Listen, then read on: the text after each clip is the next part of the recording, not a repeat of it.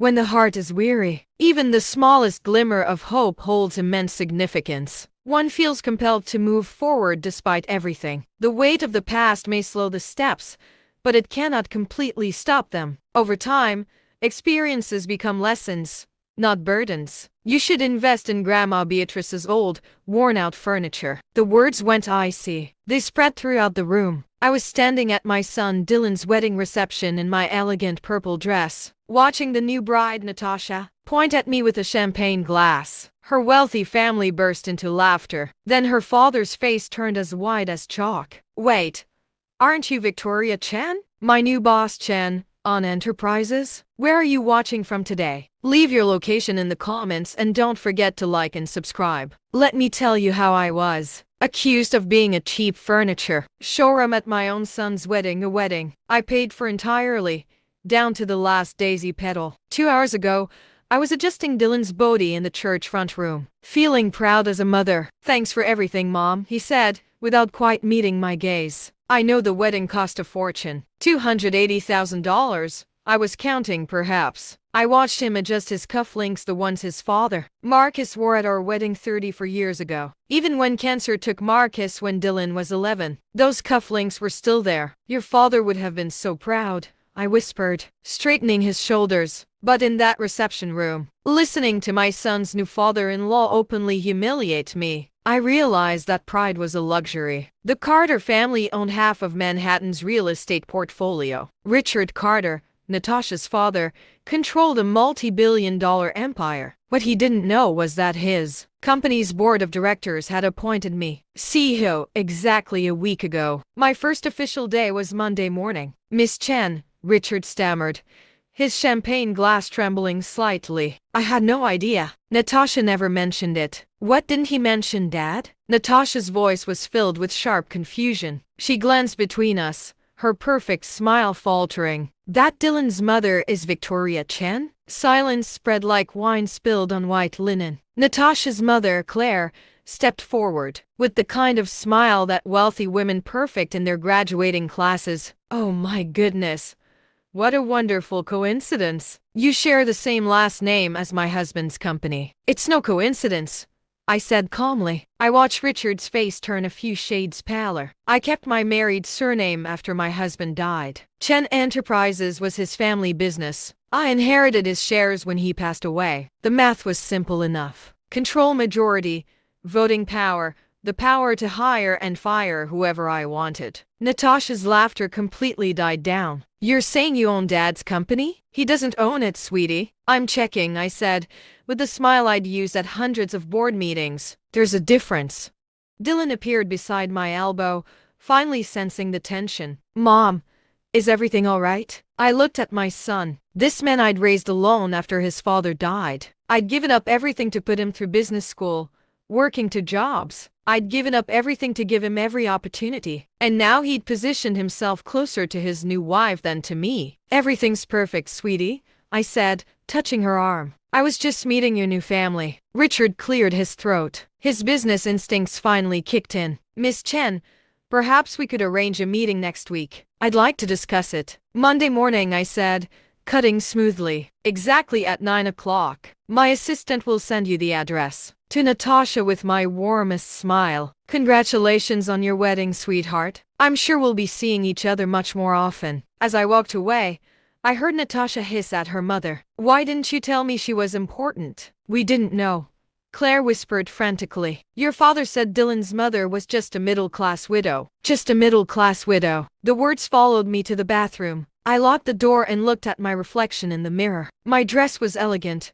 my jewelry modest but real, my makeup perfect despite the emotional turmoil I had just experienced. In the mirror, I saw a woman who, in memory of her husband, had built a business empire over 30 years. A woman who raised her son alone, paying for his education, his apartment, his car, and now his wedding. A woman who could shatter their entire world with a single phone call. But most importantly, I saw a woman who was just beginning to understand her own strength. My phone vibrated with a message from my assistant. The board meeting has bbeen moved to Tuesday. An urgent HR situation requires attention on Monday. I smiled at my reflection and started reapplying my lipstick. Monday was going to be really interesting. The road to that humiliating moment had begun 16 months earlier, when I made the mistake of being too generous with my son's happiness. Dylan had called Tuesday evening, with that particular tone in his voice that meant he was asking for something expensive. "Mom, I have amazing news." Natasha said yes. At home, I was reviewing quarterly reports at the office, but I put everything aside. My son was engaged. Despite everything, the mother inside me was genuinely excited. "Oh, darling, that's wonderful. When did you propose?" "Last night at Aurelia. You know that fancy place where I took you for your graduation dinner?" I remember. The bill for two was $450. But seeing Dylan's face that night, how proud he looked, was worth every penny. "Tell me everything," I said, leaning back in my chair. For an hour, Dylan talked about his proposal, the ring which cost more than most people's cars, and Natasha's reaction. What he didn't mention was how they were going to pay for the wedding. A month later, that conversation came. "The thing is, Mom," Dylan said, tapping his fingers on my kitchen table, "Natasha's family has certain expectations." I poured her more coffee. Having raised her alone, I knew all her habits. I knew what it meant when she avoided eye contact. "What kind of expectations?" "For his sister's wedding, it was at Seasons. 300 guests. A very elegant event. I'm sure it was wonderful. And his cousin Drake, they got married at the hotel. Natasha has been dreaming of something like this since she was a little girl." I waited. In the business world, silence was often the most powerful negotiating tool. "The places he's looking at are about 180,000, he said quickly. "That's just for the basics. Flowers, music, photography, and everything else isn't included." $180, I repeated calmly. "I know it sounds like a lot, but Mom, she's unique. I want to give her everything she deserves." "But what about what you deserve?" I thought. "And what about what I deserve,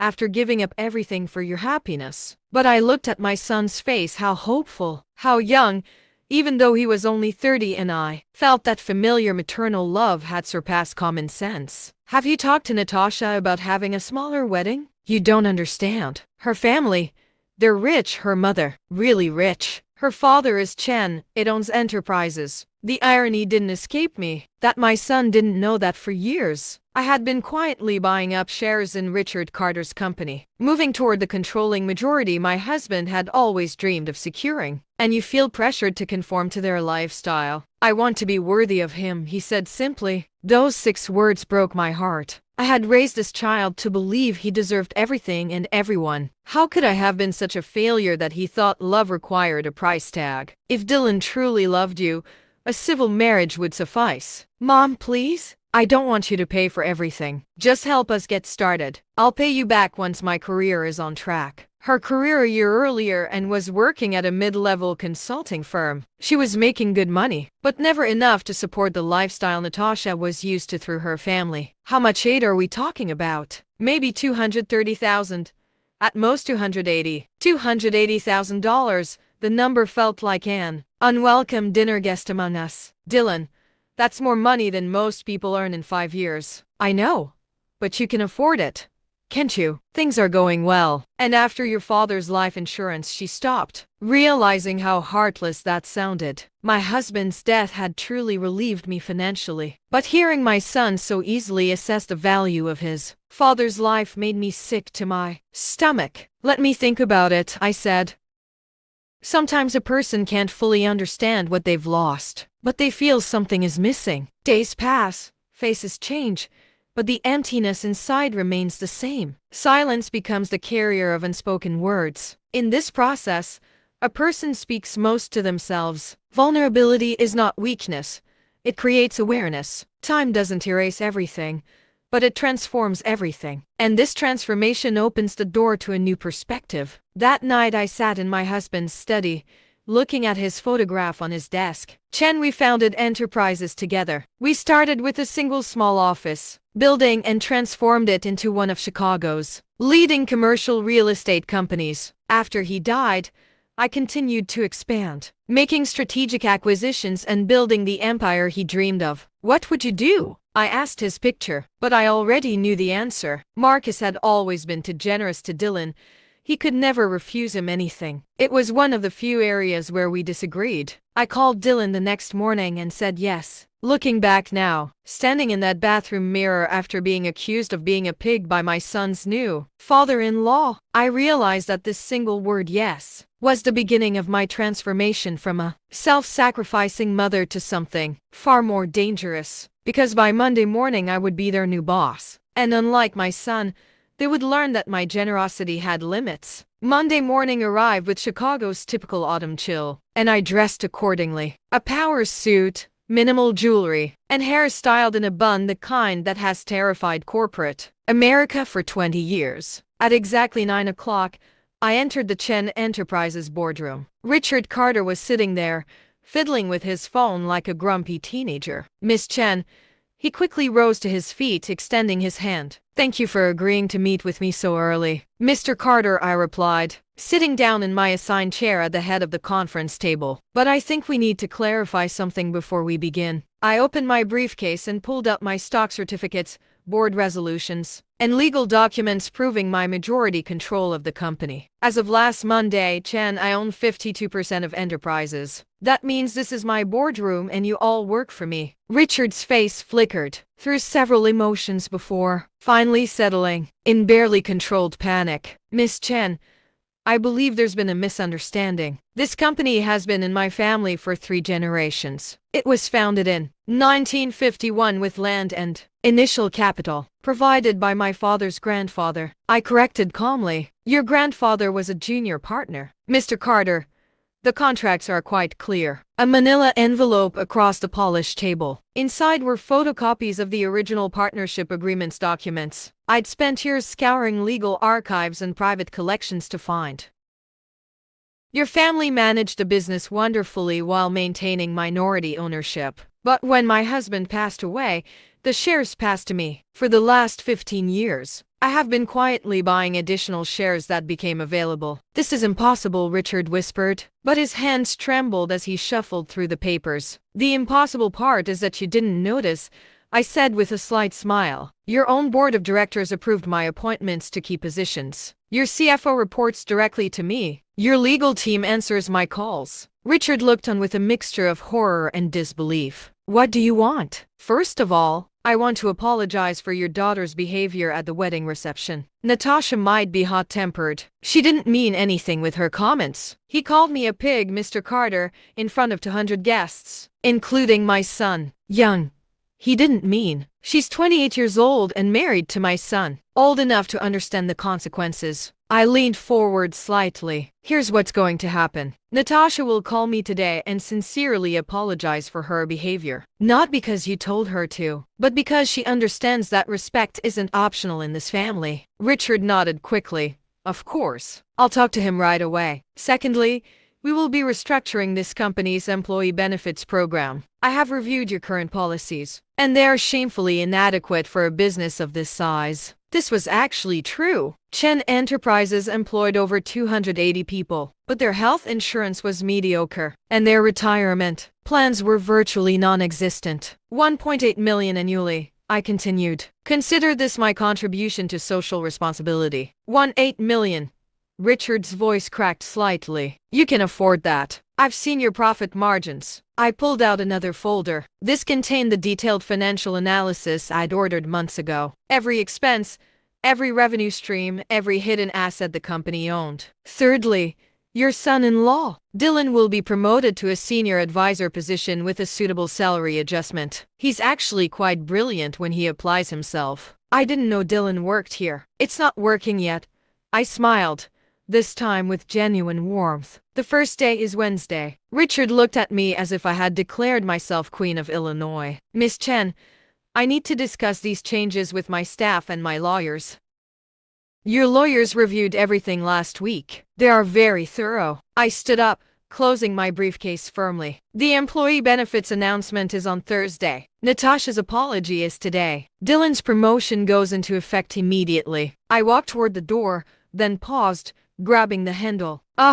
And Mr. Carter, in the future, when your family speaks of the middle-class widow your daughter married, you may want to mention that she now controls your family's primary source of income. Richard's mouth dropped open and closed like a fish out of water. Good day, I said cheerfully and walked towards my new corporate empire. By noon, my assistant had received 6 calls from members of the Carter family, 3 from the family lawyers and a very panicked voicemail from Natasha. Miss Chen, I'm Natasha, Dylan's wife. My father explained, there's been some kind of misunderstanding regarding the company, and I hoped you could call and we could talk about these things like family. I listened to the message twice. I noticed his careful avoidance of mentioning the pig comment or offering a genuine apology. At 2:00 p.m., this time his voice was noticeably more shaky. Miss Chen, I realize my comments at the reception might have been inappropriate. I was nervous meeting your family and sometimes I speak without thinking. I hope you understand. There's still no genuine apology. He's still positioning himself as a victim. There are moments when a person feels detached from where they are. They can neither hold on to the past nor clearly see the future. This state of being caught between two worlds silently weary the soul. Yet,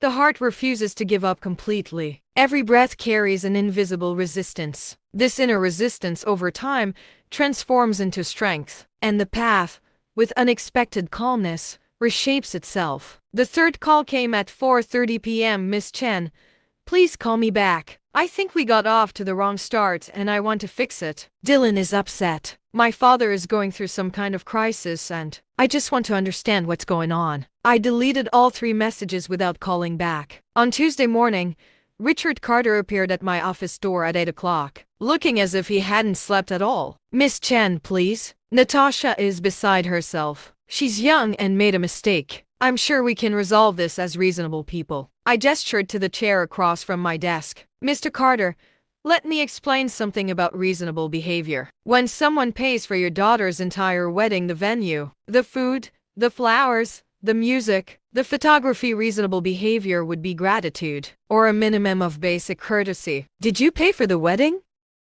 Every single penny. 287. Oh, I pulled out the bills. I'd requested the night before. Dylan, would you like to see the bills? Richard looked at the papers spread out on my desk, his face growing paler with each line. He had no idea, she whispered. No, there wasn't. Because your family makes assumptions about people, without bothering to find out the facts. I got up and walked to the window, watching the Chicago traffic below. But here's what I find most interesting. Mr. Carter, your daughter can bring herself to mock the woman who paid for her wedding, because she knows it's her family's money. She can be cruel because she's never faced the consequences of her actions. I returned, with a smile that would make sharks nervous. That's about to change. Chen announced employee benefits. The news sent shockwaves through enterprises that reached far beyond the office walls. The story spread rapidly through Chicago's tight-knit business community. Victoria Chen wasn't just the new CEO. She was the new sheriff, and she was making changes. The first sign that my message had been received came when Dylan called on Wednesday evening. His voice was tense, with a mixture of confusion and fear. Mom, Natasha's father offered me a job today. Senior consultant, starting salary $85,000 plus benefits. It's a great opportunity, but it feels weird, like charity. And Natasha has been acting strangely since the wedding. She won't say what's wrong. She just keeps asking questions about our family finances. I smiled at my phone. Did you accept the job? Well, yeah. I mean, it's twice what I earn at the consulting firm. But Mom, does that have anything to do with you? Dylan, you're a bright young man with an MBA and strong analytical skills. Perhaps Mr. Carter has simply recognized your potential. That's right, she said, but her tone betrayed that she wasn't buying it. Mom, is there something you're not telling me about the Carter family? Why don't you ask your wife? Maybe she has some insight. The second sign came Thursday morning when my assistant, Mrs. Claire Carter, informed me that Natasha's mother had requested a lunch meeting. The woman who had remained silent when her daughter called me a pig now wanted to chat over salads. Tell him I'm available tomorrow at noon. The Chicago Club private dining room. Friday was gray and drizzly, perfectly fitting my mood as I sat in the private dining room waiting for Claire Carter to arrive. She arrived right on time, dressed in that subtle elegance that screamed expensive without being overpriced. "Victoria," he said warmly, as if we were old friends. "Thank you so much for agreeing to meet me. I was eager to get to know you better." "Claire," I gestured to the seat opposite me. "It's so good to see you again."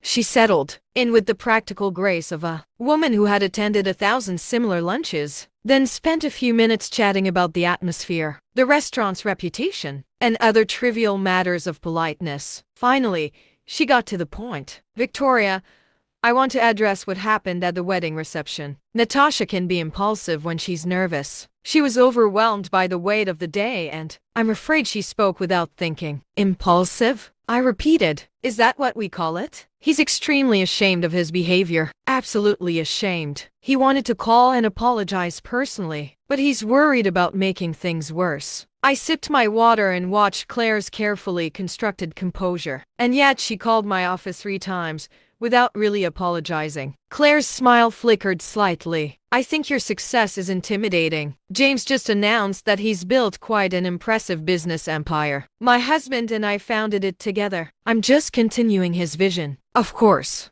Of course. And speaking of vision, Chen, I understand the great changes you've made in enterprises. The employee benefits improvements are very generous. Here it comes, I thought. This is the real reason for lunch. James is excited to have someone with your expertise overseeing the operations. Claire continued. "However, I must admit, we're a little concerned about the financial impact of such extensive changes." "Are you questioning my business decisions, Claire?" "Oh no.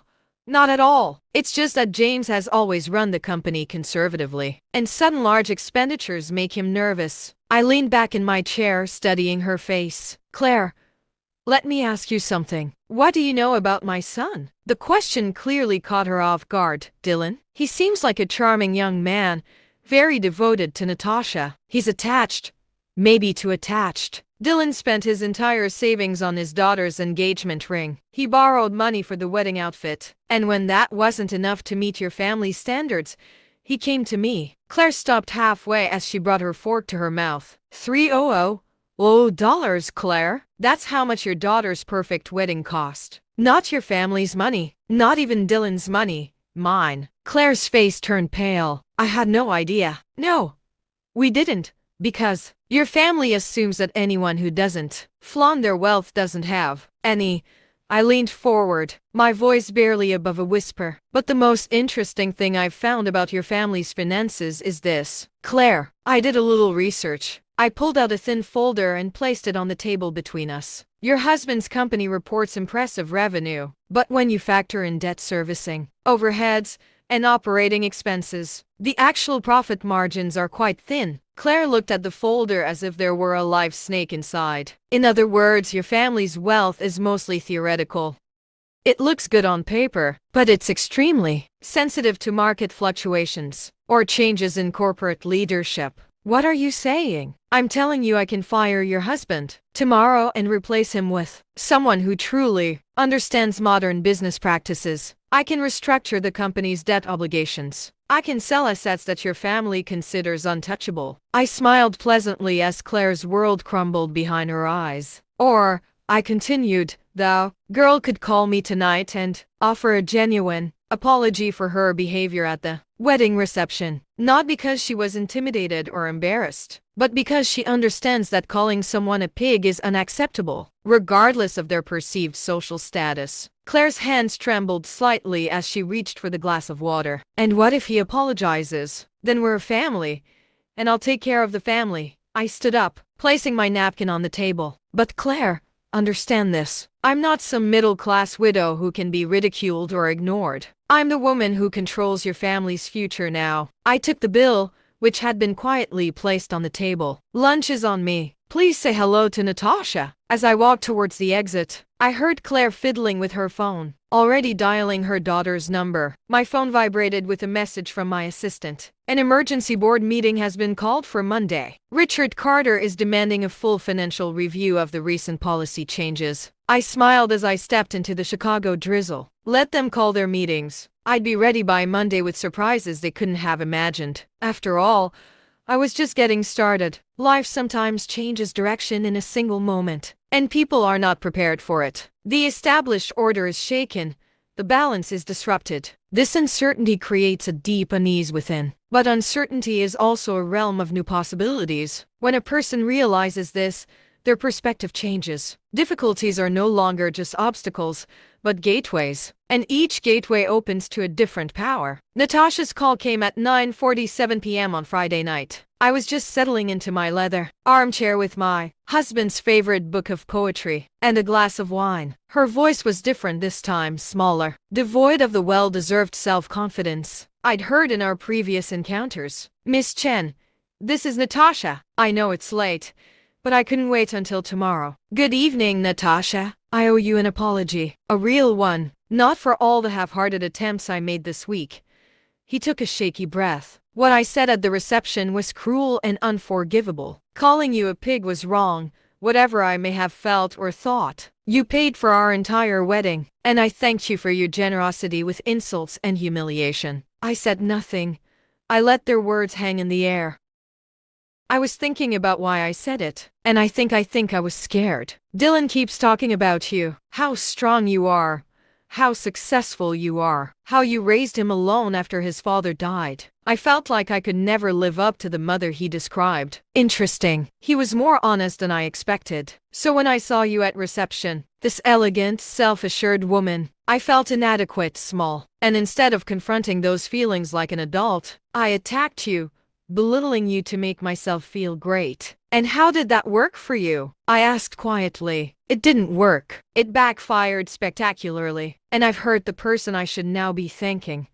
His voice cracked slightly. "Miss Chen, I know I don't deserve your forgiveness, but I still want it. I want to be the kind of wife Dylan deserves and the kind of daughter-in-law you deserve." I slowly took a sip of my wine, considering his words. There was something in his tone that suggested genuine remorse, though it might have been motivated more by fear. "Natasha, thank you for calling. I appreciate your honesty about your motivations. So, does that mean can we start over?" "We can try," I said carefully, "but understand that trust is rebuilt not only with words, but also with actions." "Yes, absolutely. I'll do whatever it takes to fix this. I'll think about that. In the meantime, I have a question for you." "Everything." "When you introduced me to your family at the reception, you clearly believed you were speaking to people who shared your opinion of me. This means it wasn't a spontaneous insult, but a planned humiliation." A silence lasting almost 10 seconds stretched between us. "Yes,"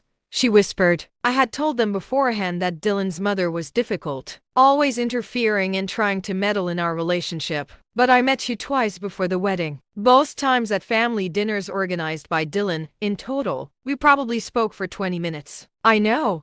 I was just repeating what Dylan said." The words hit me like a physical blow. My own son had described me to his fiancée as a mother-in-law who interfered before she even met his family. "What exactly did Dylan tell you about me?" "He said he was having trouble letting go, that he still treated you like you were a child, that he used money to control your life."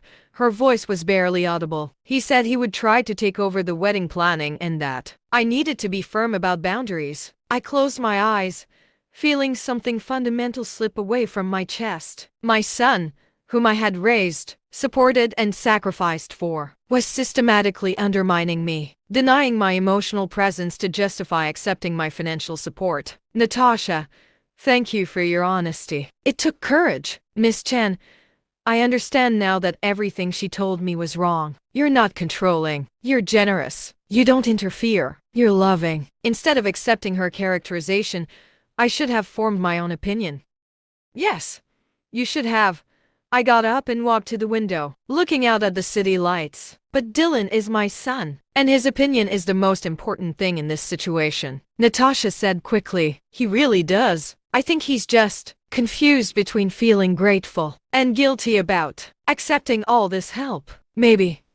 We'll see." The emotions that accumulate within become heavy and difficult to bear over time. Often, people don't show it to anyone. Smiles conceal the truth.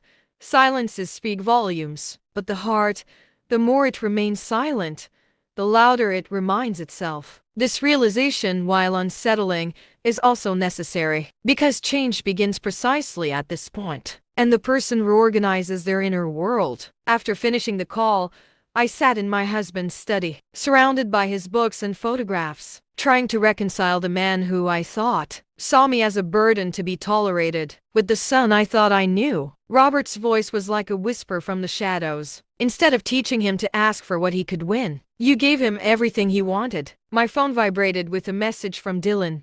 Mom, Natasha said she spoke to you tonight. I hope we can all have dinner together soon and sort things out. I hate it when there's tension in the family. I stared at the message for a long time before finally replying. We definitely need to talk soon. Saturday morning brought an unexpected visitor. I was reading the business section of the Tribune when at 8 a.m. the doorbell rang. Through the peephole, I saw Richard Carter at my front door, looking as if he had aged 5 years in the past week. Mr. Carter, I said, opening the door. This is a surprise. Miss Chen, I apologize for the early hour. I was hoping we could speak privately before Monday's board meeting. I led her into my living room. I noticed how her eyes absorbed the subtle elegance of my home, the fine furniture, the original artwork, the family photographs, which spoke of a life well lived, rather than mere displayed wealth. Coffee, please. She sat opposite me on the couch, her hands clasped tightly in her lap.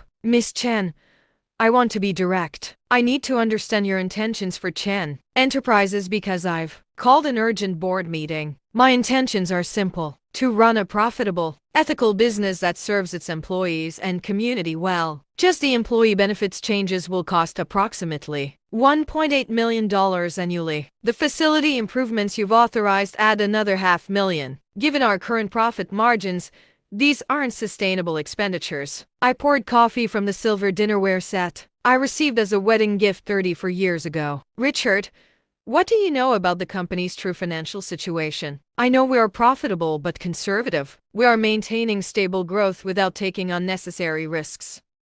You're profitable, but you've slowed down, I corrected. The company is located in a prestigious Chicago area. It owns 41 commercial properties in its locations. Rental income alone should generate 50% more revenue than what you are currently showing. I handed him a cup of coffee and sat down with one of mine. Your problem isn't profitability, Richard. It's management. You're running a 21st century real estate empire with 1,980 seconds business practices. I've been working in this business for 28 years, he said sharply, and you did well enough. But well enough isn't enough anymore. I smiled, but there was no warmth in it. That brings us to Monday's board meeting. Richard shifted uncomfortably. The board has concerns about the rapid pace of change under the new leadership. The board of directors consists of 7 members. 3 of them were appointed by me in the last 18 months. The other 2 are longtime business partners who respect my husband's legacy. That leaves you and your cousin Edward. I watched as the mathematics of institutional democracy became clear on his face. In other words, Richard, this emergency board meeting will be very educational for you. She put down the coffee cup, trembling. What do you want from us? From my family? I always want what I want. Respect.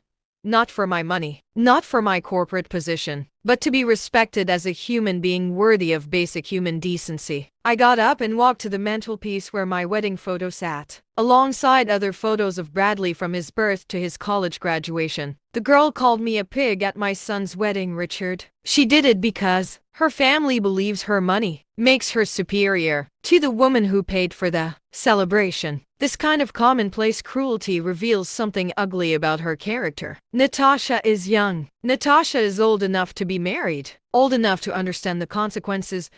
I turned to her. But that's not my real problem, is it? Richard looked at me with growing horror. My real problem is my son, who for years accepted my financial support while telling his wife that I was a controlling, interfering mother, that I used money to manipulate her. My real problem is my son, who accepted his $280,000 while secretly resenting me for providing it. Family relationships are complicated. Yes, that's right. And we'll be significantly simplifying them on Monday morning. I walked him to the door. my mind already on the details that Monday's board meeting would bring. Have a great weekend, Richard. Say hello to your family. As I watched him walk away, I realized that everything up until that moment had been preparation. The real battle was just beginning, and this time I was planning to win.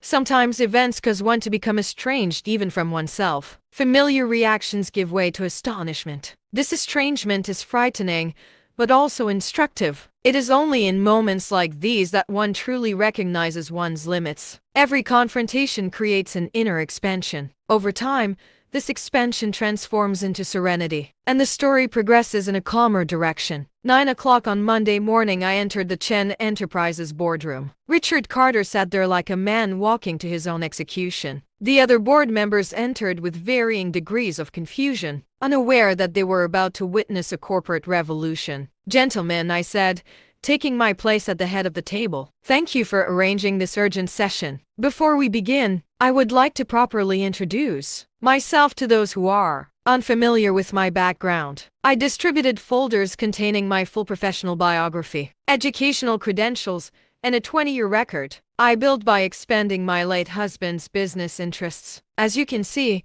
I'm not a grieving widow playing at being a business person. I've successfully managed 8-figure real estate portfolios and have been quietly acquiring Chen shares for the past 15 years. Edward Carter, Richard's cousin and the company's longtime treasurer, cleared his throat nervously. "Miss Chen, while your credentials are impressive, this company has been successfully operating under Carter family management for 60 years. Successful is a generous term, Edward."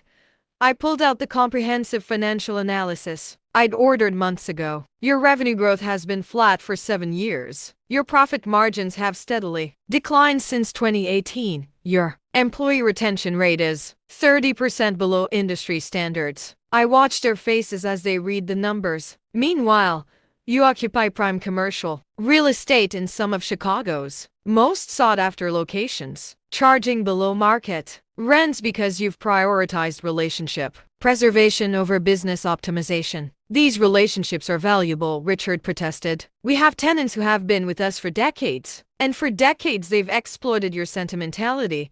I smiled coldly. "All lease agreements that have gone into effect will be reviewed and adjusted to current market rates. Tenants who wish to continue their leases will pay fair value. Those who don't can find alternative housing." This isn't how we do business," Edward stammered. "This is how I do business.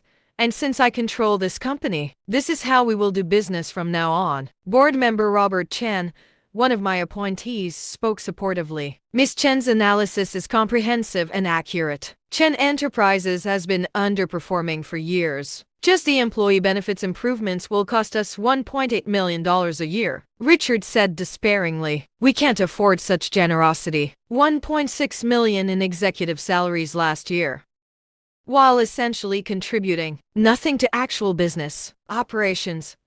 I let that fact settle into the room. "Your son works in marketing but spends most of his time playing golf. Your nephew manages property maintenance by outsourcing everything to contractors, while raking in a 6-figure salary." The silence was deafening. "Here's what's going to happen. Executive compensation will be directly linked to performance metrics. The marketing department will produce measurable results or be eliminated entirely. Property management will be professionalized with real oversight and accountability. You can't just weed out family members from the family business," Edward protested. "I can.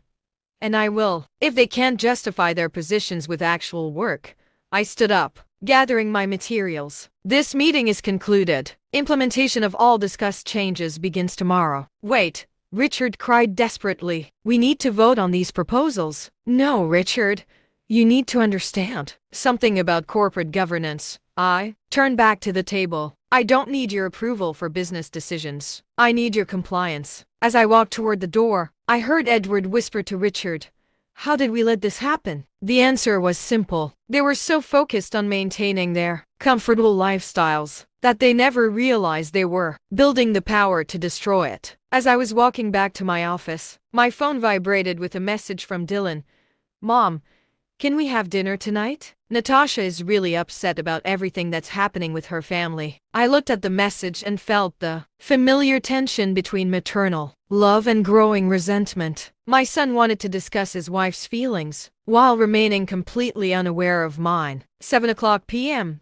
My house, I texted. Dylan and I were about to have the conversation we should have had years ago. That evening I set the dinner table for 3, using my finest china and silverware. If there was going to be a confrontation, at least it would be a civilized one. Dylan and Natasha arrived precisely at 7 p.m., both looking as if they were attending a funeral. Natasha's eyes were red from crying, and Dylan had that childhood expression he'd used to, knowing he was in trouble but not knowing how to fix it. "Mom," he said, awkwardly kissing my cheek. "Thank you for accepting us." "Of course, darling. This place is always open for you." The meal was filled with awkward small talk, and finally I put down my fork and looked directly at my son. "Dylan, we need to discuss something that's bothering me." His face paled. "What's wrong?" Natasha told me about our conversations, particularly her concerns about me being controlling and manipulative. His face turned completely pale when he realized his wife had shared their private conversations. "Mom, I was just trying to prepare it."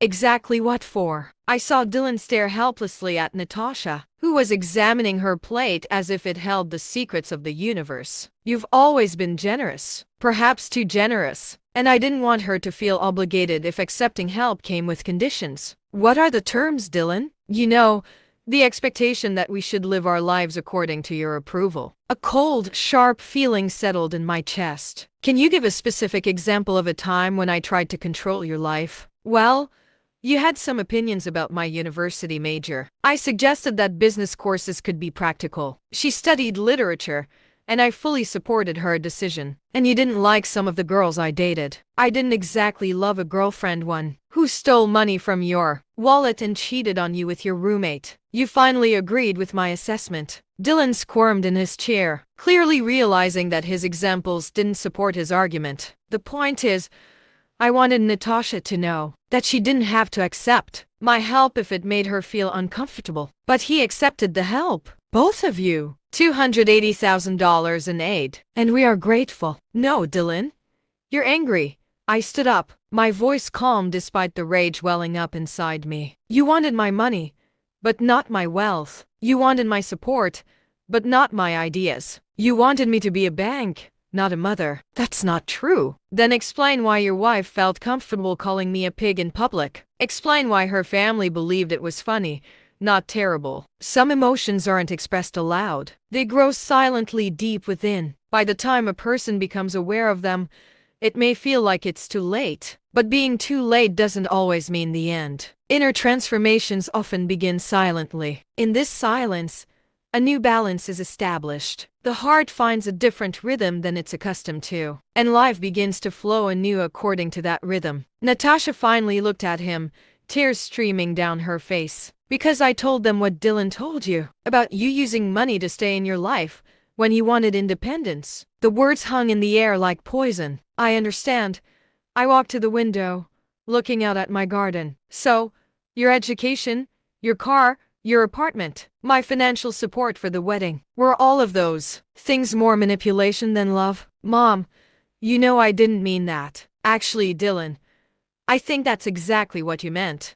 I turned to him, looking at both of them. "And guess what? You're right. I was using money to keep our relationship going." They both looked at me in shock. "But from tomorrow, this is completely over." "What do you mean it's ending?" Dylan's voice cracked slightly. "I mean, I'm done being your ATM, sweetie." I walked back to the table but remained standing. "No more birthday checks. No more Christmas presents. No more emergency loans. No more surprise bill payments." "Mom, you can't be serious." "I'm completely serious. You asked for independence from my so-called manipulation, and I'm giving it to you." I smiled, but there was no warmth in it. "Financial independence, effective immediately." Natasha looked panicked. "Miss Chen, I think there's been a misunderstanding. We never said we didn't want your support." "No, darling. You just said I used it to control their lives." "Well, Problem solved. Dylan jumped up from his chair. This is crazy. A stupid comment at a wedding and you're completely cutting us off. A stupid comment. My voice remained dangerously calm. Dylan called me a pig at your wife's wedding. Her family laughed because you had already portrayed me as an intrusive burden they had to tolerate. I never called you a burden. You said I had trouble letting go, that I treated you like a child, that I used money to maintain control.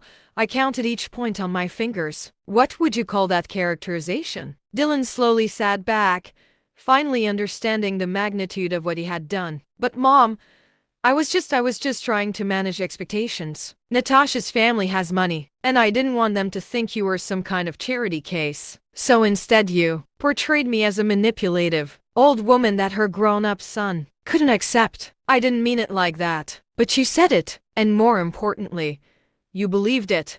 I walked to the counter and, with steady hands, poured myself a glass of wine. Tell me, Dylan, when exactly did I become a burden to you? You're not a burden. When did helping you at university become manipulation? When did paying for your wedding become controlling behavior? When did loving you become something you need to apologize to your new father-in-law for? Natasha finally spoke. Miss Chen, I think Dylan was just nervous about fitting in with my family. He wanted to appear independent and successful, and she couldn't appear independent and successful without a supportive mother. I took a sip of my wine. The family might be judgmental about my generosity, about people who need help. I said, finally understanding the real dynamic. So you were both embarrassed by my generosity, because it made you appear weak to people you valued more than I did. It's not that simple, Dylan protested. It's actually that simple.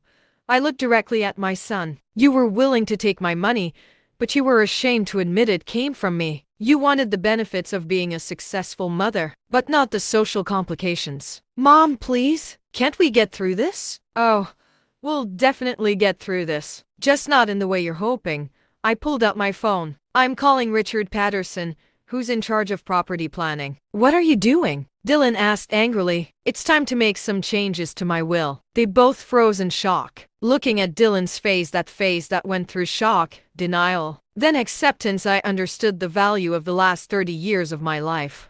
Generosity alone wasn't enough. Sacrifice alone wasn't enough. Even love wouldn't be enough if it was unconditional. Sometimes the greatest gift you could give people was to say no. And to yourself too. Dylan, I said quietly, I will always love you, but I will no longer allow a relationship based on your disregard for money. I reached out and gently touched her face one last time. Perhaps one day, when you build your own success with your own money, you'll understand what true independence is. And maybe then, we can really talk. I walked toward the door, then turned back one last time. And you can never learn what true power is until you are called a pig. I left them in my dining room, thinking not about how the stories ended, but how they began. Because this wasn't an end for me. It was a beginning. Sometimes a person has to stop in the middle of the road and look back. This look carries both regret and acceptance. The traces of the past are not erased, but their meaning changes. Every trace is a silent witness to what has been experienced. This witnessing does not weigh a person down. It matures them. With time, the burden lightens, the perspective becomes clearer, and the steps taken forward become more solid. Thanks for listening. Don't forget to subscribe and feel free to share your story in the comments.